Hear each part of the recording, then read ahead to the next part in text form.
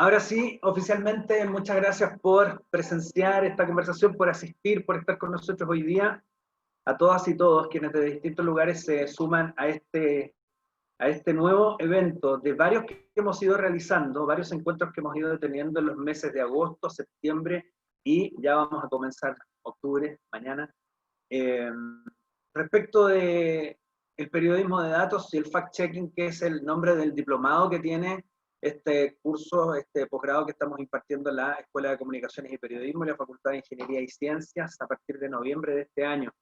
Uno de nuestros profesores, Alberto Prej, quien está a cargo del módulo de métodos de recolección de datos, fundamentalmente Open Data y Ley de Transparencia. Alberto Prej hoy está a cargo de esta conversación que se titula Golpes periodísticos, el impacto de la ley a 12 años de que entrara en funcionamiento la ley 35. Alberto Prej es abogado, magíster en comunicación política y actualmente director ejecutivo del capítulo chileno de Transparencia Internacional. Alberto, te dejo con la palabra. Muchas gracias por tener la gentileza de hoy día comandar el buque y llevarnos por este recorrido de 12 años. Y nada, quedas aquí con la palabra y las personas que nos están escuchando. Muchísimas gracias, Carlos. Muchísimas gracias también a Florencia y a través de ustedes a la Escuela de Comunicaciones y a la Escuela de Ingeniería por esta invitación. Algo que nos dijo Carlos, llevo 3 años enseñando en el pregrado de la Escuela de Comunicaciones, Derecho a la Información, y ahí trabajamos muchísimo acerca del tema que vamos a ver hoy. Y además es un tema muy contingente debido a que el lunes recién pasado fue el Día Internacional del Acceso a la Información. Y el acceso a la información es parte de la libertad de expresión. Y lamentablemente cada día estamos teniendo una regresión a nivel global de estos espacios públicos que creíamos que habíamos ganado en cuanto al acceso a la información y con la llegada de estas leyes de acceso sobre todo. Así que el día de hoy, como decía Carlos, voy a tratar de hacer un recorrido, sobre todo con casos en los que me ha tocado desde estos 10 años que llevo en estos temas trabajar, ya sea como fuente, ayudando, o algunas veces desde el otro lado, a que la ley de transparencia pueda efectivamente funcionar y ver esta relación tan virtuosa que tiene ley de acceso a la información, otras fuentes abiertas del Estado, con golpes periodísticos y con efectivamente el generar un periodismo que genere cambios y que genere cambios que son importantes. Lo primero que me gustaría mencionar es que, bueno, nosotros en Transparencia Internacional estamos presentes en más de 120 países del mundo. Y en esos países nosotros lo que hacemos en muchos de ellos es poder proteger a víctimas y testigos de corrupción. Víctimas y testigos de corrupción que necesitan apoyo por parte de los estados y por parte de los sistemas judiciales y muchas veces no lo encuentran. Y muchas veces entonces nosotros lo que hacemos es recurrir a los medios de comunicación, recurrir al periodismo de investigación, y a nivel global tenemos distintas alianzas que son importantes, como la que tenemos con la ISIG y con la que tenemos también con otros medios de comunicación y agrupaciones de periodistas. Y hemos trabajado a nivel global a estos casos importantes, algunos que no tienen que ver con acceso a la información a través de mecanismos que sean efectivamente vía la ley, sino muchas veces a través de leaks o filtraciones que nos permitan efectivamente ir mostrando la importancia de la lucha contra la corrupción y ir poniendo cada día más la pista más difícil a los corruptos, que es nuestra labor principal. Aquí en Chile, como muchos de ustedes deben saber, y Carlos ya lo señaló, hace 12 años que tenemos una ley de acceso a la información, la ley 20.285. Pero sería mezquino de mi parte, y creo que además es una parte poco escondida, el no hacer honor a todos aquellos que desde el año 1994, cuando se crea la primera Comisión Nacional de Ética Pública, lucharon por efectivamente en Chile tener una normativa que permitiera a algo que por lo demás en algunos derechos comparados, como el derecho sueco ya es centenario, que es tener derecho a que nosotros podamos conocer de nuestros propios datos y de nuestra propia información. Finalmente, cada vez que el Estado elabora un documento, elabora cualquier tipo de acto administrativo, lo que está haciendo es utilizando nuestros recursos, los recursos que todos nosotros estamos pagando todos los días a través de los diversos impuestos que pagamos, y finalmente por eso se entiende que nosotros somos dueños de la información. Y por otra parte, no estábamos pidiendo nada, o no estaban pidiendo nada en el año 94 cuando pedían esta información o este acceso a la información a aquellos pioneros, más que hacer carne lo que señala la Convención Interamericana de Derechos Humanos en cuanto a la interpretación del derecho a la libertad de expresión, que contiene no solamente la posibilidad de que cada uno de nosotros podamos emitir opinión libremente, y es por eso que las opiniones nunca deben ser judicializadas y nunca deben ser encarceladas, sino que tienen que ser debatidas con argumentos, y esto es muy actual con la debate que hoy día se está dando en el Congreso con la denominada ley del negacionismo, y por otra parte, el derecho que tenemos a nosotros poder solicitar información. Y esto llevó a que Chile incluso tuviera una sanción por parte de la Corte Interamericana de Derechos Humanos el año 2007, en un caso famoso, no solamente a nivel iberoamericano, sino a nivel global y que se utiliza muchísimo, que es el caso Claude Reyes, donde se vio que el Estado chileno no permitía el ejercicio pleno de esta libertad de expresión y no permitía el acceso a la información. Tanto así que, como digo, tuvimos una condena internacional. Esto llevó a que junto con otros procesos lográramos el año 2005, con la batería de cambios constitucionales que se le hizo a la Constitución de 1980, incluir en el artículo 8, que es muy interesante que se incluya en el artículo 8, porque el artículo 8 primigenio de la Constitución del 80 era un artículo que prohibía determinadas ideas y determinadas ideologías, y las proscribía completamente.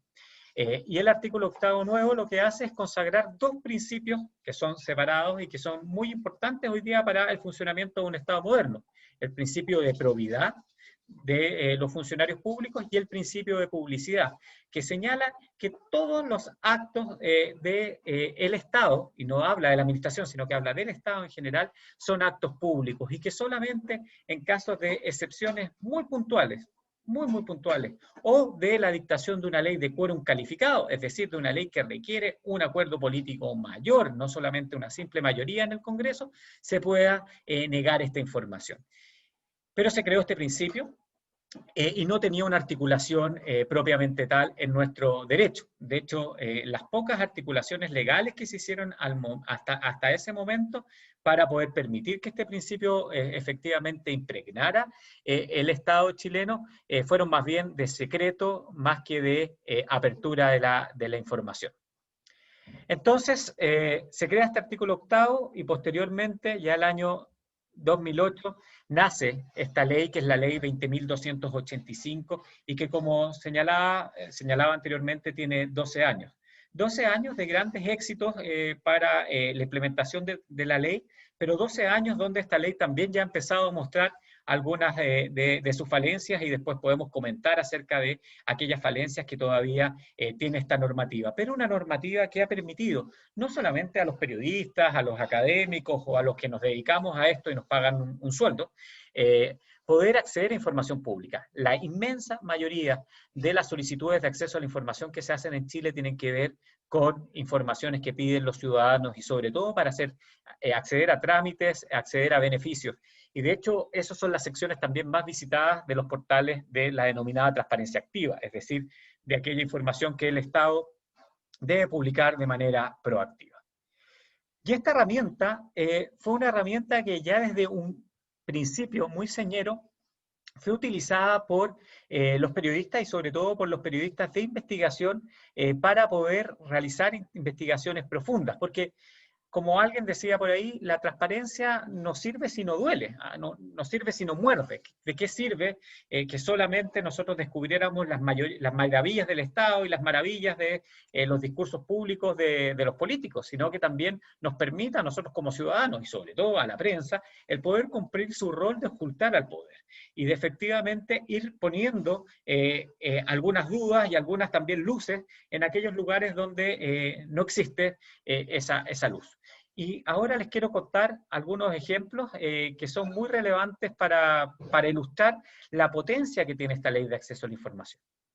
Es verdad también que esto no reemplaza jamás el rol del periodista con su fuente primaria, con su fuente original, con la fuente directa, pero sí complementa muchísimo el trabajo periodístico y sobre todo a aquellos que realizan o les gusta el periodismo de investigación, permite generar investigaciones a largo plazo que pueden tener impactos muy importantes. Y en general, las investigaciones que se han hecho con ley de transparencia y que les voy a mostrar han tenido impactos notables en la política pública y en la actividad política en general.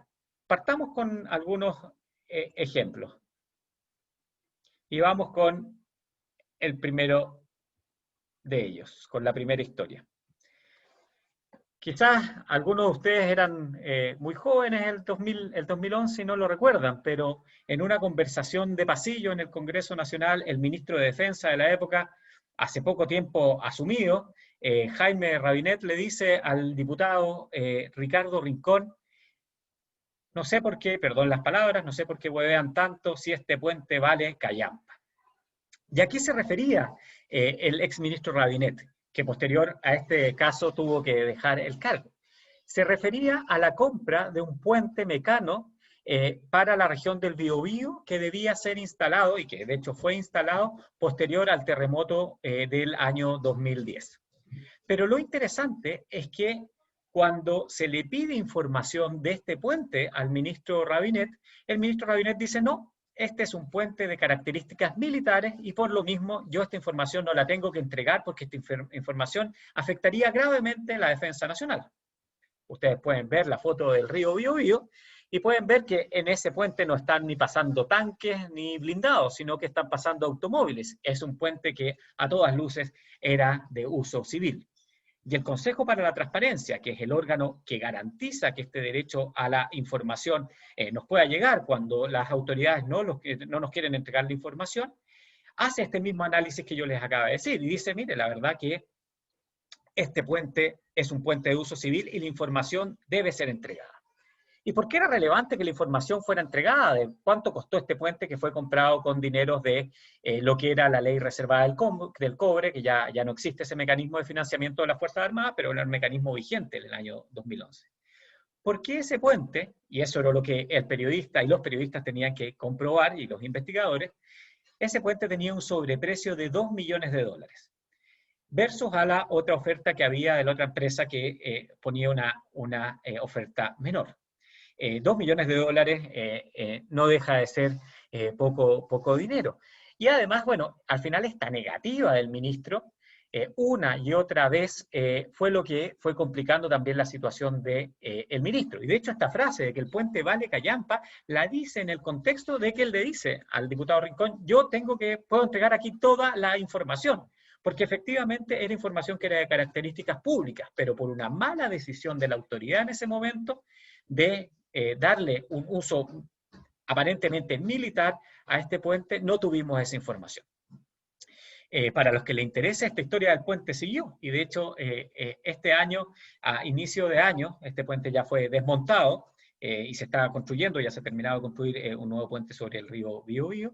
Se partió en 10 partes y se dijo que para poder resarcir un poco todo el escándalo y todo lo que había provocado este puente con sobreprecio, esas 10 partes se les iban a dar a comunas de la región del Biobío para que pudieran habilitar puentes de menor envergadura en sus respectivas comunas. Y hay un diputado, el diputado Monsalve, que hace también uso de sus facultades fiscalizadoras, que también tienen que ver con el acceso a la información, y descubre que ya al 2020 todavía estas 10 partes de puentes no han sido entregadas en su totalidad. En algunas partes en algunas comunas hay puentes implementados y en otras no. Si ustedes quisieran comprobar hoy día en qué comunas están las 10 partes de este puente mecano, es tan simple como hacer una solicitud de acceso a la información a la Intendencia del Biobío, y la Intendencia del Biobío va a tener que explicar parte por parte acerca de este puente, y espero que evidentemente el intendente Yacamán no le responda que vale callampa o que es de uso militar, sino que efectivamente podamos indagar dónde están esas 10 partes. Lo importante, y después lo vamos a ver, que las solicitudes hay que hacerlas de una forma determinada para poder tener un mayor éxito en esa consulta. Vamos a otra historia. Estamos hablando al principio de el exministro Rabinet, Y ahora, esto fue al principio de la Ley de Acceso a la Información, en los primeros años, y ahora vamos a un caso y una historia completamente actual, en la cual me tocó colaborar con el equipo de Javiera Briones de Televisión Nacional, que realmente es un referente en el buen uso de la Ley de Acceso a la Información. Como todos ustedes saben, el ex fiscal Guzmán, actual secretario general del Senado, fue a comer unos locos al restaurante Loyola en plena pandemia. El señor Guzmán señala que él fue a buscar un delivery, cosa que está absolutamente permitida y que él contaba con todos los permisos. Se reúne con algunos fiscales y con algunos funcionarios del Ministerio Público en este restaurante, el restaurante Loyola. Pero bueno, esta está la versión del ex fiscal. Está la duda de todos nosotros, todos los ciudadanos, de que, bueno, ¿por qué va un fiscal a un restaurante, un ex fiscal al restaurante, el secretario general del Senado, en plena pandemia, en plena cuarentena? Y nos parece muy dudoso. Y entonces a Javiera se le ocurrió un muy buen dato, que era, bueno, ¿cómo poder conseguir las imágenes? Y acá es donde entramos nosotros. Bueno, las imágenes de las cámaras de televisión que tenemos, de las cámaras de seguridad que tenemos en nuestras comunas, si son de propiedad pública, son imágenes de características públicas, porque la Ley de Acceso a la Información nos dice que cualquier documento, no importa el formato, es información pública. Y entonces lo que se hizo fue solicitarle a la municipalidad las cámaras y en un horario determinado, en un día determinado, para que no fuera tanto volumen, de tales y tales intersecciones donde se sabía que había cámaras públicas. Se entrega esa información porque la municipalidad no la podía negar de ninguna forma, podría haber ocupado algunas dilatorias, pero no la podía negar. Y esa noche, 24 horas, golpea y golpea fuertemente, mostrando cómo el señor Guzmán sale del restaurante Loyola con nada en las manos, por lo cual era imposible que se comprobara esa tesis del delivery. Y hoy día ustedes pueden ver esta situación complicada que tiene al secretario general del Senado en una situación complicada desde el punto de vista procesal, porque está siendo imputado, de hecho recurrió al Tribunal Constitucional, y también desde el punto de vista político al ser el secretario general del Senado. También destacar acá el trabajo que hicieron otros periodistas de otros medios ocupando también, ocupando la ley de acceso, pero también ocupando otras vías como la Tercera, que hizo una investigación muy exhaustiva también en esta materia y la sigue haciendo. Pero acá ustedes pueden ver que como la ley de acceso a la información entrega una bomba periodística del más alto nivel hace pocos días. Veamos otro caso que también me tocó trabajarlo y colaborar con la unidad de investigación de Mega, acerca de las asesorías del Senado, lo que se llamó el Congreso Papers. Solicitó la unidad de investigación de Mega todas las asesorías parlamentarias para poder comprobar si en esas asesorías había algunas irregularidades. Y la Cámara de Diputados las entregó, todo esto usando la Ley de Acceso a la Información, pero las entregó después de mucho pedirlas, y el Senado nunca las entregó después de mucho pedirlas. Y cada vez lo que tuvimos que ir haciendo fue ir refinando nuestras solicitudes de acceso a la información, hasta efectivamente comprobar que esta era información absolutamente pública y que nos debía ser entregada. Lamentablemente, y acá vemos una de las falencias de la Ley de Acceso a la Información, a pesar de que Chile Transparente, posterior a y estamos hablando de 2 años de trabajo, desde el inicio, desde que sale después del reportaje y hasta el día de hoy, que seguimos buscando algún tipo de información, tuvimos que ir, como Chile Transparente, a la Comisión de Ética a reclamar que el Senado, a diferencia de la Cámara de Diputados, no entregaba a la Fiscalía, no entregaba las asesorías parlamentarias externas. ¿Qué se descubrieron en estas asesorías parlamentarias? Copias desde el Icarito, pagos que no se justificaban, plagios desde colegios de Colombia, muchísimas cosas. Esto evidentemente llevó también a mucho otro trabajo que tiene que ver con comprobar, con ocupar tecnología para poder comprobar la información, comprobar plagios, etc.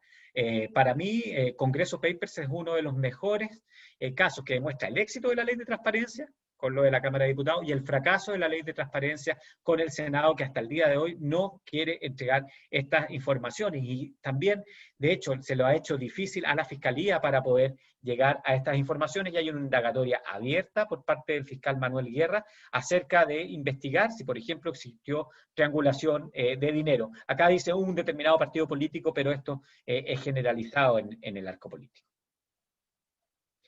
Vamos a otro caso, y acá también mis aplausos y mi reconocimiento absoluto a dos grandes periodistas como son Patricio Núñez y Jaime Pinochet, actualmente en Canal 13, que han llevado ya una serie de reportajes contra este señor, el alcalde Aguilera, alcalde que además no solamente a ellos, sino a mi persona nos ha amenazado muchas veces con recurrir a la justicia por estar manchando su nombre. Bueno, gran parte de estos reportajes, una parte importante de estos reportajes ha sido gracias a información pública, tanto de transparencia activa, como por ejemplo las nóminas de los funcionarios públicos de la Municipalidad de San Ramón, como el uso de bases de datos como la de Chile Compra, como de solicitudes de acceso a la información.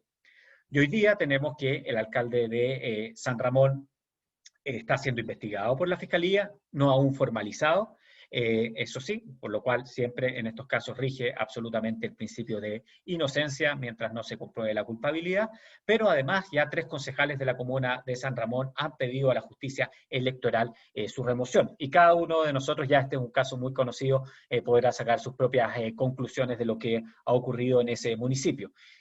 Pero muy importante, la ley de acceso a la información le da sustento a veces cuando tú tienes a un informante, a alguien que te está dando algún tipo de información y tú la tienes que comprobar. La ley de transparencia en este caso y en otros es un muy buen mecanismo para poder comprobar. Vamos con otro de CIPER Chile, que CIPER es un gran usuario de la ley y que además ha logrado bajo la ley de transparencia grandes golpes periodísticos. Bueno, preguntémosle al Ministerio de Bienes Nacionales qué bienes están entregados a esta institución, a SEMA Chile. Y vimos que, por ejemplo, nos encontramos con la Plaza de Paine, que había sido entregada a SEMA Chile. Y esto lo podemos seguir haciendo. Pongo, por ejemplo, el día de hoy ustedes podrían preguntarle al Ministerio de Bienes Nacionales cuáles son esos bienes que se entregan de manera absolutamente gratuita a instituciones y cuál es el criterio para entregárselo a esas instituciones que a veces no tienen o tienen una mínima rendición de cuentas. Todo esto se puede hacer a través de la Ley de Acceso a la Información. Vamos con otros más típicos, que han salido muchas veces. Bueno, los viajes de los concejales. A través de la Ley de Acceso a la Información ustedes pueden acceder, y a través de la Ley de Lobby también en este caso, a los viajes de las distintas autoridades y pueden preguntar, bueno, ¿dónde está el informe después de ese viaje? ¿A dónde fue? ¿Cuál fue la agencia de viajes que fue contratada para este fin? ¿A dónde fue? Porque muchas veces resulta extraño que, por ejemplo, y me tocó a mí ver ese caso alguna vez, que un concejal se fuera a capacitar de la Ley de Lobby a el Caribe. Rarísimo, se podría haber capacitado por nosotros en este seminario de manera gratuita, pero fue al Caribe a ser capacitado por la ley de lobby.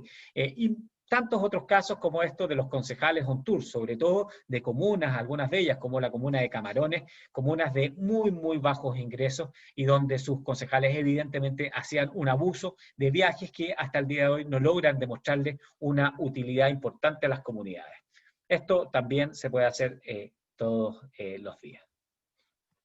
Pero esto no es solamente ley de acceso a la información. Hoy día podemos acceder también a distintas bases de datos respecto a compras públicas, y hay instituciones, y que después eso lleva a sendos reportajes periodísticos, sobre todo en los medios más económicos, en el Diario Financiero, en Pulso, etcétera, del análisis de las compras de COVID. Y de hecho, los quiero invitar a todos aquellos que quieran unirse a una iniciativa que se llama el Casa Chanchullos, que tenemos en Chile Transparente, donde buscamos chanchullos respecto a compras de COVID.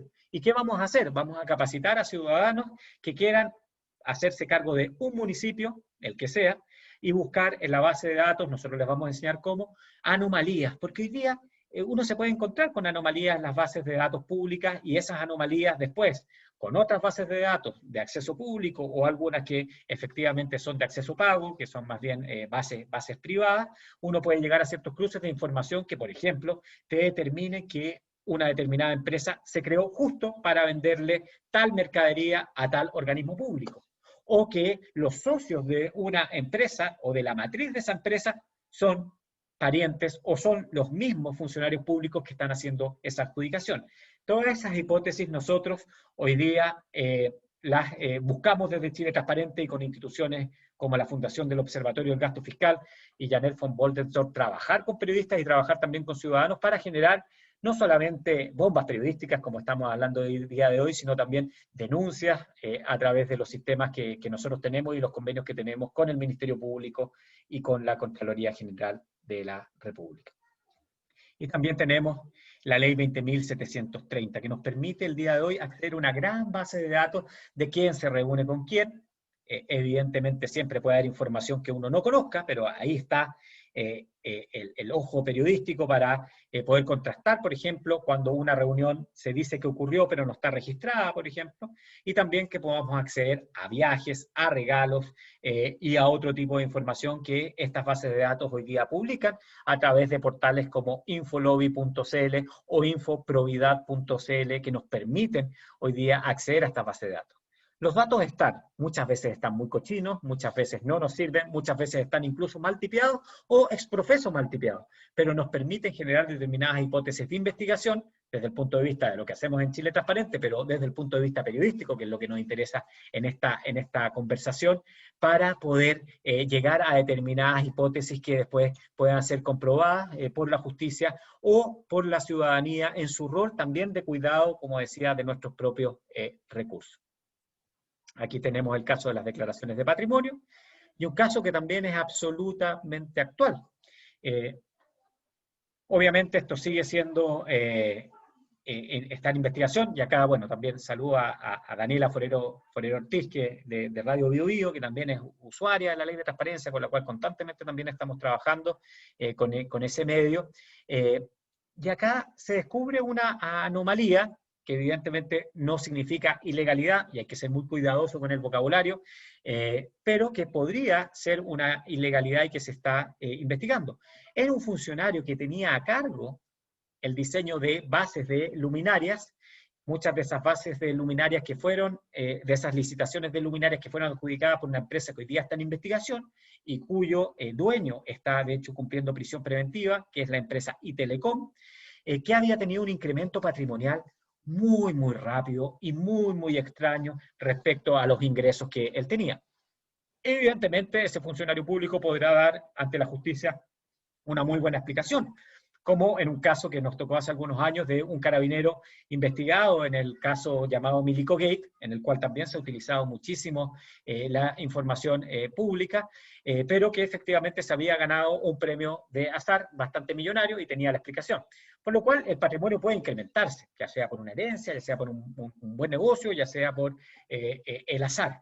Pero en este caso resultaba un poco sospechoso que justo la persona que tenía a cargo la elaboración de estas bases haya tenido un incremento patrimonial tan importante. ¿Y cómo se llega a eso? Accediendo a las declaraciones de patrimonio e interés que en nuestro país, afortunadamente, y sobre los estándares de la OCDE, están hoy día de características públicas que nos permiten el poder investigar y hacerle doble clic a lo que declaran los ciudadanos.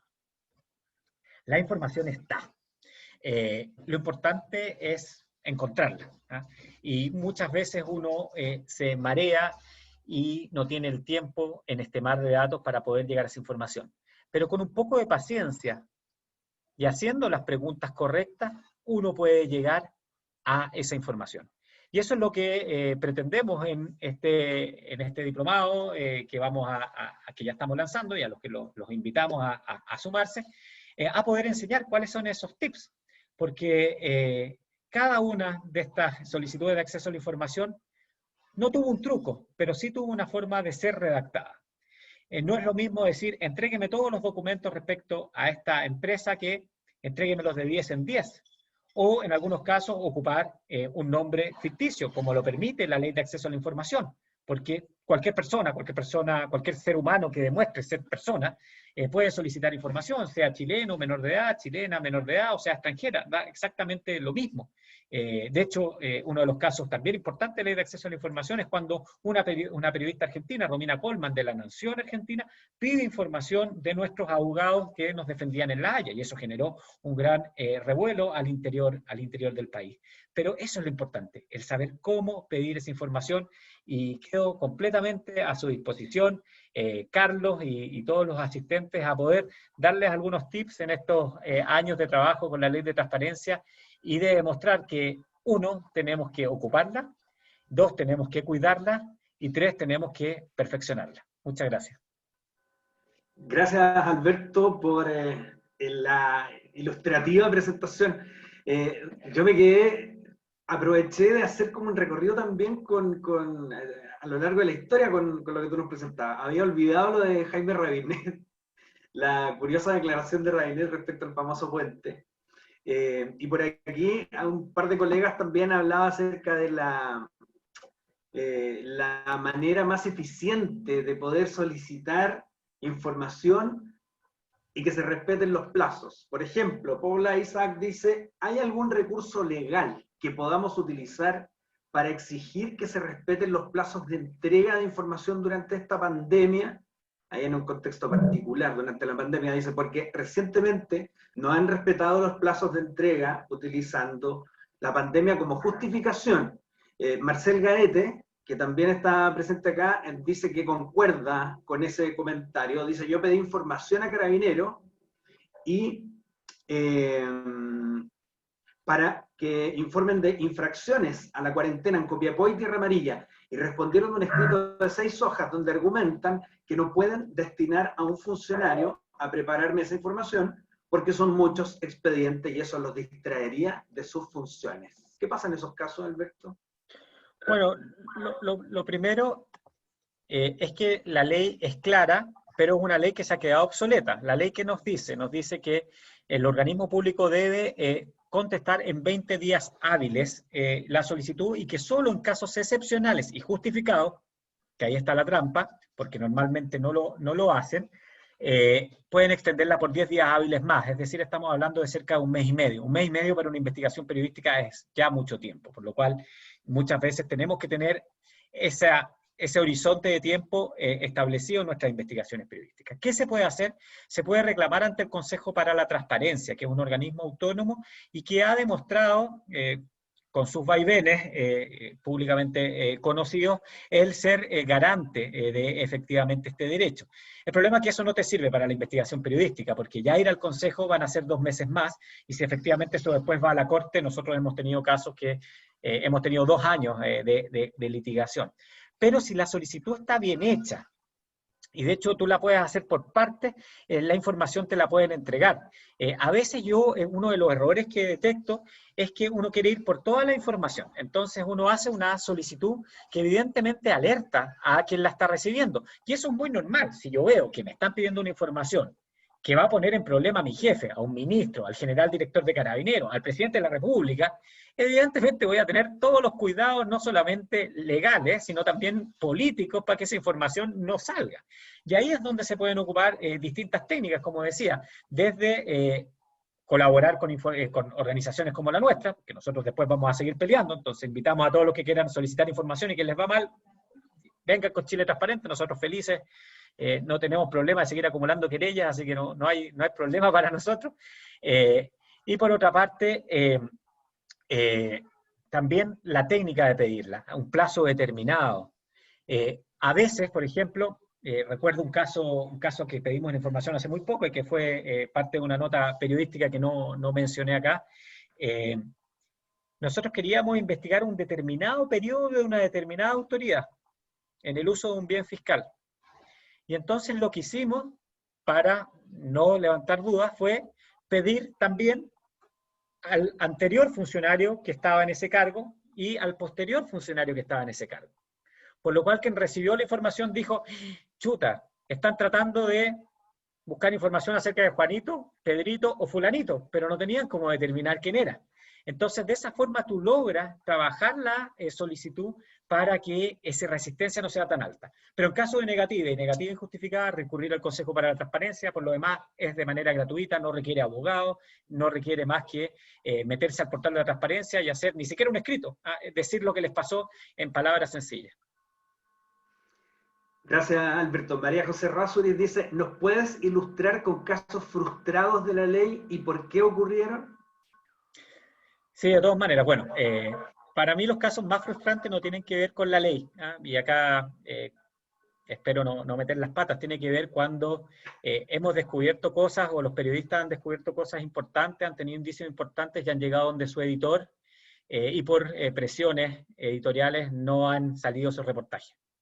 A mí me ha pasado ya 3 veces trabajando con colegas de ustedes en reportajes que estaban listos para publicación.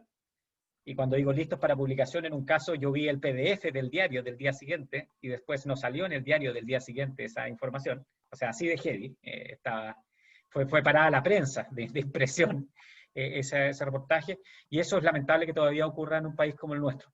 Uno esperaría que si la autoridad te llama, porque evidentemente el periodista hace bien la pega de llamar después a la persona que está siendo involucrada en un caso y preguntarle, oye, esto es verdad, contéstame la pauta, etcétera.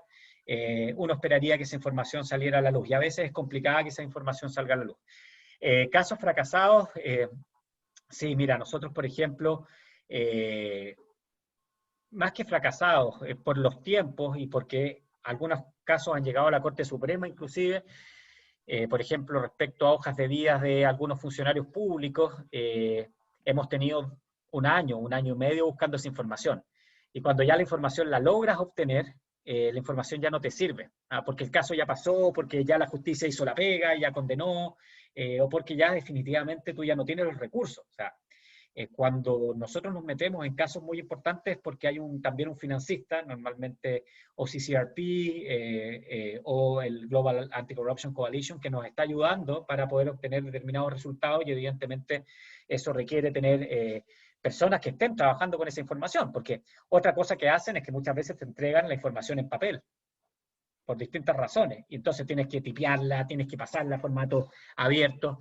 Entonces sí, hay bastante frustración, pero mira, no hay nada mejor que, a pesar del tiempo, de la espera, de los malos ratos, cuando el reportaje te dice, el periodista te dice, vamos, al fin, y uno prende la tele y nadie sabe que todos estuvimos trabajando tantos meses en sacar esta verdad. Y otras veces quiero decir, y con esto termino esta pregunta, Carlos, que esta información no solamente sirve para información periodística, sino que le sirve también al Ministerio Público, a la Contraloría para sus indagatorias. Y muchas veces hay cosas que no son relevantes desde el punto de vista mediático, pero sí son desde el punto de vista jurídico muy relevantes. ¿Pensaste en estudiar periodismo alguna vez, no? Noto con cierto ímpetu periodístico ahí, Alberto. Bueno, mi primera pega fue director de una red de medios, así que, y me casé con una periodista, así que algo hay. Y hago clases, el único pregrado que hago es en la Escuela de Periodismo, así que... Excelente. Muy bien, muy bien. Voy a ver las preguntas que siguen acá.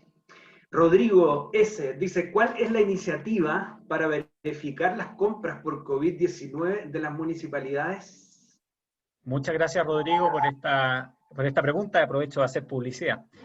Hemos lanzado hace pocos días, de hecho a principios de esta semana, una iniciativa que se llama el Casa Chanchullos.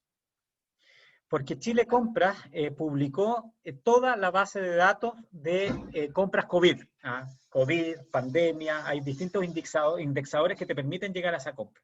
Pero es una base de datos inmensa, estamos hablando de miles de millones de pesos que están siendo gastados y transferidos por la Administración Central a los municipios y a distintos organismos para compras en una situación de emergencia.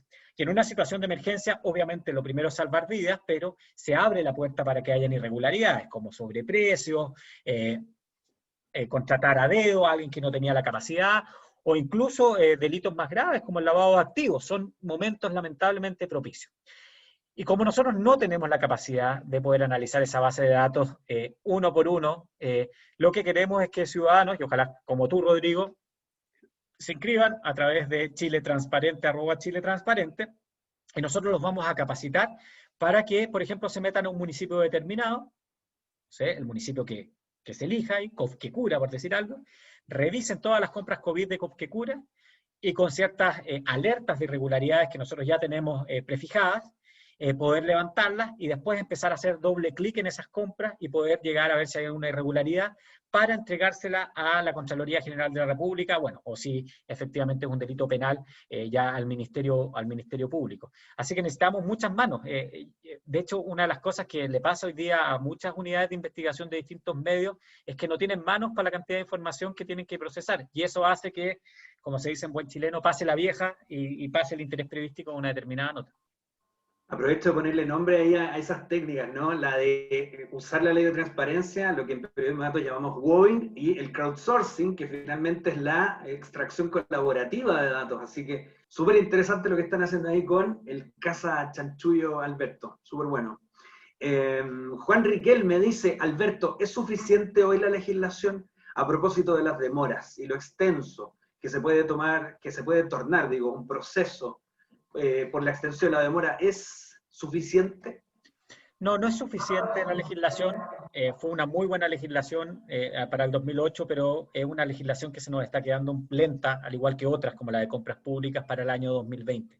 Estos plazos hoy día resultan exagerados y, por otra parte, no resulta razonable que si el Estado para todos nosotros es uno solo, más allá de la división de poderes, nosotros tengamos buenos resultados con el Poder Ejecutivo, y con la administración en general, pero tengamos malos resultados, por ejemplo, con el Senado. Y eso es porque el Senado no tiene un órgano que esté encima de ellos diciéndole, oye, tú tienes que entregar esa información y si no la entregas vas a tener una multa que puede llegar a la mitad de tu sueldo del próximo mes. Eso hoy día no existe. Existe una autorregulación por parte del el Congreso Nacional en esta materia, por lo cual es muy importante una reforma y de hecho hoy día en el Senado ya está para ser aprobada una reforma importante que esperamos que el Ejecutivo inserte algunas otras indicaciones que, por ejemplo, perfeccione el Consejo para la Transparencia y tengamos efectivamente una ley que nos pueda dar otros 12 o 15 años más de holgura para poder mejorar el acceso a la información en Chile. Y vuelvo a insistir, esta es una herramienta que uno la ve como ganada, pero en muchos países que a mí me toca trabajar, ha habido una regresión en los últimos 2 años y sobre todo ahora durante la pandemia en el acceso a la información. Y no nos podemos dar ese lujo. Y también el debate constitucional va a ser muy importante para poder no solamente preservar este principio de publicidad de los actos que tenemos, sino también para de una vez por todas consagrar el derecho a acceso a la información como una garantía constitucional. Jimena, me había saltado justo esta pregunta, pero está conectada con la de Juan también. Jimena dice, ¿mencionas algunas falencias de la ley? ¿Cuáles? ¿Puedes dar ejemplos o denunciar, por favor? Está conectado con la otra, pero no sé si quieres agregar más ahí. No, que no tenemos un sistema unificado, que la transparencia activa, es decir, aquella información que obligatoriamente tienen que publicar los servicios públicos en los sitios web, es información que muchas veces no es útil y debiésemos pasar más bien a lo que se denomina transparencia focalizada, es decir, que la transparencia sea usuario-céntrica. O sea, si yo soy usuario de un consultorio, lo que yo necesito en la página del consultorio es saber cuáles son las horas disponibles y cuáles son los especialistas de ese consultorio y cuándo se dan las horas para, por ejemplo, interconsultas al hospital. Eso es lo que requiero y no requiero algunas cosas que están ahí que hoy día no tienen ninguna utilidad y que nadie las ve. Eso por una parte. Otro, unificar el sistema, como decía, no tener estas disparidades entre poderes del Estado. Perfeccionar, también lo había dicho el gobierno corporativo, el Consejo para la Transparencia, es muy importante. Hoy día no tenemos consejeros a tiempo completo, no tenemos inhabilidades y eso hace que esa situación pueda llegar a ser complicada. Qué bueno el ejemplo que diste sobre usuarios del servicio de salud, porque finalmente esta ley apunta a los ciudadanos. Nosotros lo enfocamos hacia el periodismo, hacia la fiscalización, el trabajo que hay ahí a nivel de medios o en comunicación, que es la vocación de este diplomado, pero el espíritu de la ley, tú lo decías en una entrevista que tuvimos hace poquito, son los ciudadanos. Entonces, si alguien, una junta de vecinos quiere saber cuál es el proceso para postular a unos fondos para pavimentar su barrio, es la ley de transparencia en la que también asegura ciertos mecanismos de información respecto a esas cosas y otras más para poder acceder a beneficios, ¿no? Absolutamente, y de hecho es bien paradójico porque como que en el ideario colectivo se cree que esta ley la ocupamos solamente los que nos dedicamos a esto y los periodistas de investigación y aquellos que quieren joder políticamente a uno u otro lado. Y la verdad que no, la presidencia no concentra gran número de las solicitudes de acceso a la información. De hecho, la mayoría de las solicitudes de acceso a la información están en ministerios sociales o por una particularidad en obras públicas respecto a derechos de agua. Pero en general es salud, es educación, es el Ministerio de Desarrollo Social donde se concentra la mayor cantidad de solicitudes. Y eso es muy relevante porque hace que efectivamente esta sea una herramienta de cuidado de los recursos públicos y también de cercanía en un momento de desconfianza importante entre el Estado y los ciudadanos. Marcel Gaete complementa un poquitito lo que él nos había comentado acerca de esto de las extensiones en las entregas de información. Dice, el periodo que yo solicité fue el 27 de julio y el 15 de agosto. Paula Isaac dice, ¿cómo se puede reclamar? Si uno hace una solicitud de información exactamente igual en 6 municipios y cada uno me contesta una cosa diferente, omiten información, por ejemplo. Muchas gracias, Paula, por la pregunta. A ver, lo primero es que en Chile el principio es el acceso a la información y el secreto es solamente residual, por lo cual si te niegan una información tiene que haber una muy buena justificación que tiene que estar enmarcada en las causales precisas que establece la ley, que son, por ejemplo, el no permitir el funcionamiento del órgano. Si le pido a una municipalidad, entrégueme todos los papeles que tiene. Bueno, eso no permitiría que la municipalidad funcionara. Afecta a la defensa nacional o la seguridad de la nación o los intereses nacionales, pero son causales muy, muy específicas o derechos de terceros. Entonces, si a ti te niegan, y más cuando tienes disparidad en la respuesta, lo que tienes que hacer, dentro de 15 días hábiles de esa negativa, www.portaltransparencia.cl y hacer un reclamo. Dice claramente en el portal, reclama acá, y ese reclamo va a llegar al Consejo para la Transparencia, quien va a velar por tus derechos y por que ese acceso a la información efectivamente llegue. No quiero decir con esto que toda la información es pública, muchas veces nos vamos a encontrar con una negativa justificada, y nos ha pasado más de alguna vez, que, bueno, veamos por si pasa, eso uno a veces lo hace, pero hay causales importantes que, por ejemplo, protegen la privacidad de las personas. Por ejemplo, si yo quisiera saber todos los enfermos de hepatitis en Chile, bueno, la información de salud es absolutamente privada. Y bueno, y ahí también entramos y Bárbara, que hace el curso de ética posterior a mi curso de acceso a la información al pregrado, lo conversamos siempre. ¿Qué pasa también con la ética periodística de cierta información que no se puede divulgar porque daña a las personas y daña otros derechos y otras garantías constitucionales que están establecidas? También aprovechando esto del tirón de oreja hacia nosotros mismos, que en el cómo tomamos la ley los periodistas, muchas veces caemos en voladores de luces, creemos que hay cuestiones que son realmente noticias y no lo son, nos obsesionamos con esas cosas. ¿Cuáles dirías tú que son los errores más comunes? Usted no lo haga, si pudiéramos hacer un manual. Pucha, muy, muy buena pregunta, y la verdad que me pasa harto. Yo todos los días converso con muchos periodistas de distintos medios, agradezco esa confianza que nos dan como Chile Transparente de ser ayuda, pero más de alguna vez y bastante seguido pasa que te llaman y te dicen, oye, mira lo que encontré. Y tú les dices, sabéis que acá no hay nada. Pucha, no hay nada porque la verdad que esta compra está bien hecha. O sea, un trato directo, por ejemplo, no, está bien que haya sido a dedo porque en este caso se justifica absolutamente. O la verdad que, mira, tienes que entender mejor la diferencia entre trato directo y convenio marco, no sé, o diferencias así más jurídicas de algunos actos jurídicos de adjudicación. O mira, la verdad que no, esta información es difícil comprobar.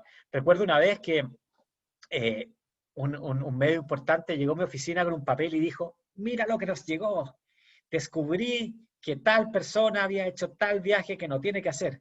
Y yo veo el documento y le digo, oye, pero este documento es falso, porque no está escrito de la forma jurídica que se escriben los documentos. Y era tan falso el documento que tenía el puntero de Word encima. O sea, se notaba que alguien había hecho ese documento y se lo había mandado y como la gran cosa. Bueno, esas cosas pasan y ahí es súper importante algo que la decana Braune dice siempre, el rigor periodístico, el método periodístico y que no olvidarse que acá hay mucho de ciencia también y que uno no tiene que embolinarse. A nosotros también nos pasa en nuestro sistema de protección a víctimas y testigos de corrupción que de repente nos llega algo, una denuncia y decimos, cáchate lo que está pasando. Pero hacemos después doble clic y decimos, no, mira, la verdad que esto es un volador de luces, no es nada. Y ojo, que muchas veces también son cazabobos, o sea, hay gente que, por ejemplo, tiene un juicio y filtra una determinada información para poder obtener una ventaja procesal. posterior en ese juicio, porque uno quema una prueba, por ejemplo, o le hace un daño a la investigación al publicar una información, por lo cual ahí es súper importante el rigor periodístico y la calidad en lo que se publique. Y lamentablemente, bueno, casos hay de que eso ocurra. Sigo con... A ver. Oscar Córdoba dice, ¿cree usted en el trabajo que realizan las oficinas de información, reclamos y sugerencias, las OIRS por su sigla? De ser así, ¿ve factible ampliar esta figura a otros servicios del Estado? Bueno, yo en mis datos, ya medio antiguos en este caso, contamos alguna vez más de 3.500 oficinas de información, reclamos y sugerencias, que son la puerta de entrada del ciudadano, para los que no sepan, a cualquier servicio público. Es donde uno puede hacer los reclamos, donde uno hace las solicitudes, bueno, y donde hace también las sugerencias y felicitaciones. Hay servicios que esto se lo toman en serio. Ahí de hecho ponen a los funcionarios más capacitados a cargo de la atención usuaria, que es lo que uno esperaría. O sea, uno quiere que igual que en el sistema privado, cuando uno hace un reclamo, que la persona que recoge ese reclamo te atienda bien, te acoja, porque uno evidentemente viene con un dolor. Si cuando uno va a reclamar algo, no va a reclamar porque uno tiene mucho tiempo para reclamar, sino que uno lo pasó mal en el servicio, sufrió un abuso, o hay un malentendido que necesita ser explicado. Pero lamentablemente, y espero que sea una práctica que no siga siendo tan común como cuando a mí me tocó trabajar con estas oficinas de reclamos, muchas veces ponían a estas oficinas como el lugar de castigo. Y era súper triste porque tenía funcionarios absolutamente desmotivados a cargo de la atención del usuario. Sí, yo evidentemente tendría más espacios públicos que permitieran que los ciudadanos puedan acercarse activamente. Y hay algo que creo que para el Estado es un aprendizaje que no está todavía. El reclamo es súper útil para el Estado. O sea, ¿cuántos millones de pesos se gastan en estudios para entender dónde hay falencias? Y muchas veces lo único que hay que hacer es escuchar y leer esos reclamos. A mí me tocó hacer esa pega durante 4 años en una vida anterior, y era heavy porque tú entendías cosas que no entiendes, y además, lamentablemente, y es parte del país que tenemos y que tenemos que solucionar, las autoridades no son usuarios del sistema público. Y entonces, cuando uno tiene un cargo de autoridad, la única forma de entender lo que está pasando en el consultorio es escuchando a las personas que se atienden en el consultorio, porque ninguna de las autoridades se atienden en el consultorio de la comuna. O si se atienden en un consultorio, nunca es de la comuna que está en una peor situación. Es muy difícil que así ocurra. Quizás las autoridades municipales evidentemente no tienen una cercanía, por lo cual el reclamo súper importante, y las OIRS, que fueron el primer indicio de acceso a la información en Chile en el año 1991, gracias a Alberto Echegaray en el Ministerio de Vivienda, larga vida y que ojalá se potencie. Bien, Orieta Ramírez dice, ¿podría repetir por favor lo del curso de capacitación que se realizará? Claro, estamos con lo del diplomado que es en noviembre, y además lo que mencionó Alberto, que es Casa Chanchullos. Y directamente pregunta, ¿podría referirse al Consejo de la Transparencia, que hace pocas semanas fue noticia, con temas de pasajes, actas públicas tardías? ¿Quién fiscaliza? Pregunta ella. ¿Quién fiscaliza el propio Consejo? Bueno, lo primero, Orieta, invitarte al diplomado, y ojalá te puedas inscribir y acompañarnos en esta aventura, un diplomado súper innovador, y felicitar a Carlos y a Florencia por lo que ahí están haciendo. Y por otra parte, también invitarte a hacer una casa chanchullo. Mira, respecto al Consejo para la Transparencia, la verdad que me puedo referir poco porque ya lo hice en un reportaje, y lamentablemente eso ha tenido algunas consecuencias jurídicas que son parte de la vida. Muchas veces a las autoridades no les gusta o no les parece que haya algún tipo de interpelación, y bueno, están en su derecho para poder ejercer acciones. ¿Qué es lo que señalamos así en grandes líneas? Que el Consejo para la Transparencia requiere un perfeccionamiento importante, con consejeros estables, con inhabilidades y con una política de post-empleo importante. Y acá también aprovecho de hacer no un homenaje, pero aprovechar de decir que hay muchos periodistas que hacen esta pega y que después tienen que sufrir consecuencias por esta pega. Y estoy hablando de presiones al interior de sus trabajos. Hace poco una colega de ustedes, con la cual trabajamos un reportaje, me dice, pucha, me sacaron del aire por 2 o 3 semanas por lo que hicimos, porque llamó a la persona, llamó al señor Mandiola, y del medio, otros que después tienen que pedir ayuda a sus medios de comunicación porque obviamente, y están en todos sus derechos las autoridades, van al Consejo de Ética de los Medios o van al Consejo Nacional de Televisión o a los entes autorregulatorios, y efectivamente eso genera tensiones en sus entornos laborales, o directamente porque hay denuncias después por calumnias o por injurias que en estos casos no llegan a ninguna parte normalmente, porque la libertad de expresión nos permite ocultar a la autoridad y nos permite, y les permite sobre todo a los periodistas y con las garantías que tienen los periodistas, el poder tener entrevistados que tienen una determinada opinión hacia uno u otro sector, y muchas veces es parte de la democracia que esas opiniones no nos gustan. Yo puedo opinar que Carlos es un buen o un mal periodista, pero Carlos, si yo digo que es un mal periodista, no tiene por qué ni enojarse ni enfurecerse, tiene que entender que eso es una opinión, más si ejerciera una función pública. Eso es parte de la democracia, pero lamentablemente vemos esa tensión. El caso de San Ramón, porque esto ha sido público, ha llevado a constantes querellas de distintos tipos penales contra el equipo periodístico que hizo esas indagatorias. Y siempre con el cuidado que ha tenido ese equipo de nunca imputar delitos, de hacerlo con respeto, de hacerlo basando información, de buscando distintas fuentes. Y eso la verdad que no puede ocurrir. Y una última cosa, todavía nuestra ley de prensa tiene un talón de Aquiles que ha sido repudiado por la Comisión Interamericana de Derechos Humanos, que en una causa muy, muy específica puede haber prisión. Puede haber prisión por el ejercicio periodístico. Y eso es intolerable en una democracia. Afortunadamente, no se ha llegado tan allá, pero no tenemos que ir muy atrás. En nuestro país, que se prohibía la última tentación de Cristo, que se prohibía la circulación de libros, o que se perseguía a periodistas no por sus opiniones, por su trabajo. Y desde nuestro lado, de la sociedad civil, nosotros vemos todos los días como colegas nuestros alrededor del mundo no solamente han sido encarcelados o han tenido que sufrir retaliaciones importantes, sino que en dos casos, como el caso de nuestro director ejecutivo en Ruanda o de un miembro importante de nuestro capítulo en Honduras, han sido asesinados por luchar contra la corrupción. Por lo cual no queremos que eso pase en Chile y tenemos que estar súper firmes en aquello y no temer, no temer a que estamos cumpliendo con nuestro rol como ciudadanos de cuidar lo que es nuestro. Son nuestros impuestos finalmente los que están ahí y tenemos todo el derecho a hacerlo. Bien, aprovechando los par de minutos que nos queda, voy a mezclar algunas preguntas. María José Razuri decía, talones de Aquiles de la ley, bueno, tú lo mencionaste ya, contestaste anteriormente. Paola Zuleta, es muy concreto lo que pregunta, dice, el Consejo de la Transparencia, ¿puede multar a los servicios si no entregan la información?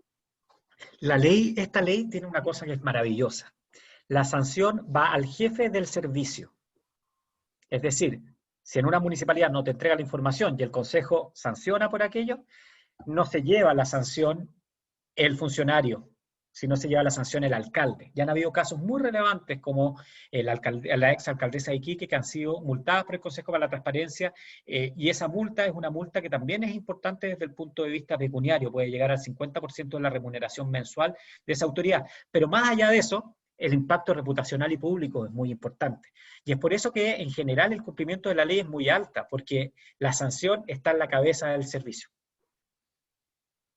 Bien, Claudia Rivero dice, con respecto a la salud, hemos visto cómo no podemos obtener información de lo que pasa con respecto al COVID. ¿Qué pasa con esa información? Aún cuestionada en algunos casos, cantidad de fallecidos. Yo ahí no estoy tan de acuerdo contigo, Claudia. Podemos cuestionar porque hemos tenido acceso a la información. Algunas de fuentes directas, algunas más lentas y otras no. Pero, por ejemplo, todo el trabajo de Alejandra Matus ha sido contrastado, o sea, ya tenía fuentes directas, pero ha sido contrastado a través de información que, por ejemplo, le entregó el registro civil. Y información que también ha ido saliendo de manera pública, de manera proactiva. Yo aquí soy optimista.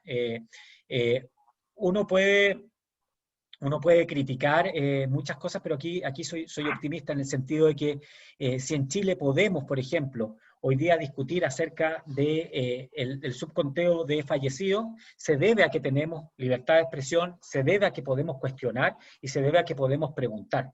Y eso es un valor que hay que cuidar.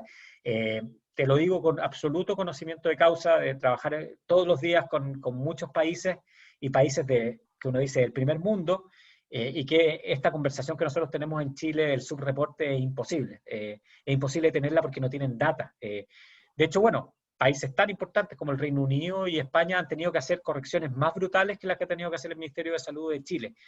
Por lo cual aquí, vaso medio lleno, en mi caso, yo creo que hemos tenido a forceps, nunca a nadie le gusta entregar información, pero a forceps hemos tenido acceso a la información. Ojalá fuera más fluida, por supuesto, y de mejor calidad. Bien, 7:31, estuvimos casi justos en el tiempo, les doy las gracias. A ti, Alberto, dice Florencia Garrirandi, nuestra directora académica. Recuerden que somos 2 directores académicos de este diplomado en periodismo de datos y fact-checking. Florencia Garrirandi te dice, Alberto, que muchas gracias por ser parte del diplomado. Me sumo yo también a ese agradecimiento. Darles como contexto a quienes todavía están con nosotros a esta hora que el diplomado se dicta en el mes de noviembre, en una modalidad de Zoom en vivo, presencial, para que puedan estar conectados con nosotros desde todo Chile, podrán tomar este diplomado que es innovador en cuanto a unir técnicas y metodologías de la ingeniería, programación, estadística fundamentalmente, y la comunicación. En el método de investigación periodística, uno de los principales académicos es Alberto Prej, a quien agradezco nuevamente hoy día. ¿Y por qué hago la conexión? Porque vamos a tener pronto una charla sobre fact-checking, ya próximamente, y también sobre programación, ¿ya? Para que estén atentos a la información que les va a compartir Sofía Fuentes y el resto del equipo que estará conectado con ustedes a sus correos electrónicos. Y lo digo porque Paula Isaac preguntaba acerca de las fake news. Ahí vamos a tener la posibilidad de hablar ampliamente sobre chequeo de noticias y verificación de contenidos para que estén conectados y conectadas. Nos vemos, Alberto, que estés bien. Muchísimas gracias por la invitación y bueno, los esperamos en el diplomado porque esto fue solo un canapé de lo que vamos a ver en esas clases. Así que estén muy, muy bien. Hasta pronto. Muchas gracias a todos y todas.